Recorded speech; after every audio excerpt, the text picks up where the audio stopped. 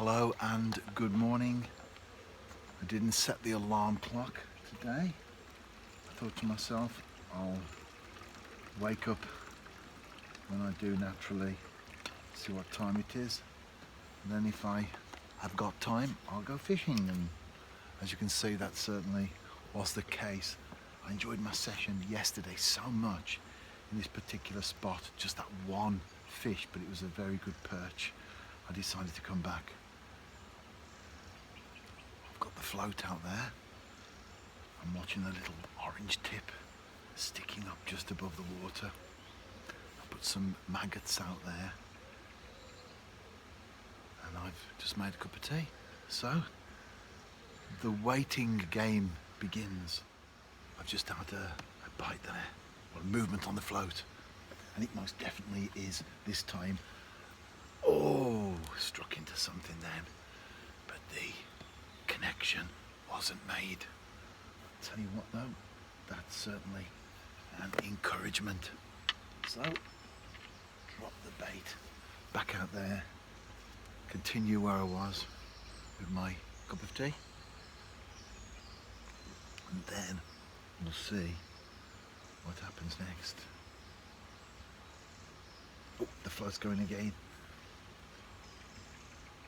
It could possibly be that there are more smaller fish out there this morning. Yesterday, nothing at all, just that one big perch. If there's lots of smaller fish, that's okay. You can only catch what's out there. But where there are small fish, there are big ones not too far behind. Anyway, I'm not getting too ahead of myself.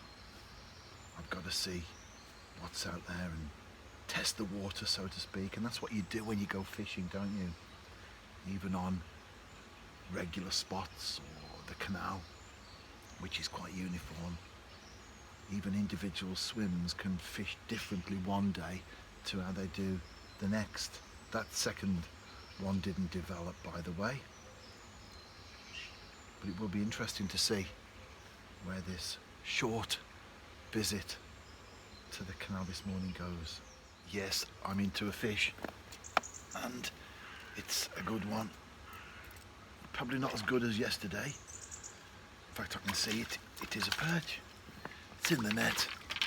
Let me get it unhooked, and I'll be back in a moment to show you the fish itself. Let's get the bits of crumb off it. Looks nice for its photo. It's a feisty one. It's out the water. There you go. As you can see, not as big as yesterday's fish, but nevertheless still very welcome indeed. When I was fishing yesterday, I knocked the tripod over with the iPhone on that I record with, and the glass was shattered. I thought it might have been the protective screen. Grey wagtail there. I thought it might have been the protective screen, but actually it was the glass as well.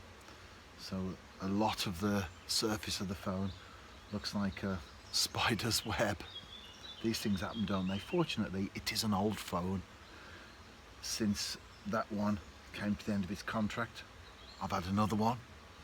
That 2-year contract ends the end of this year, so I'll be getting another one then, and then I'll use that phone to do this. I wouldn't want to use a new phone, especially the clumsy nature that I have. I do knock a few things over and kick a few things in the water from time to time. But it can still record, and that's the important thing. It's like anything in life. It's not always the aesthetics, it's not how it looks, it's how it works. And as long as I can still record, that's the important thing as far as I'm concerned. Second fish on here. Let me just get the net. Drop down a little bit there. It's a bigger perch. It's a bigger perch. Come on, come on, come on, come on, come on, come on. Oh, almost there, almost there. Yes, it's not as big as the one yesterday, but it's encouraging, isn't it? Because I was talking about sometimes you get just one fish lurking around the loch, but Like prophetically I said this morning, you never know. Let's see what happens. The first perch had a few maggots in its throat. This one doesn't. It's all a good sign though, because it's feeding anyway on mine, and that's the important thing. So show you that before I put it back. Nice fish. Do a bit of juggling there.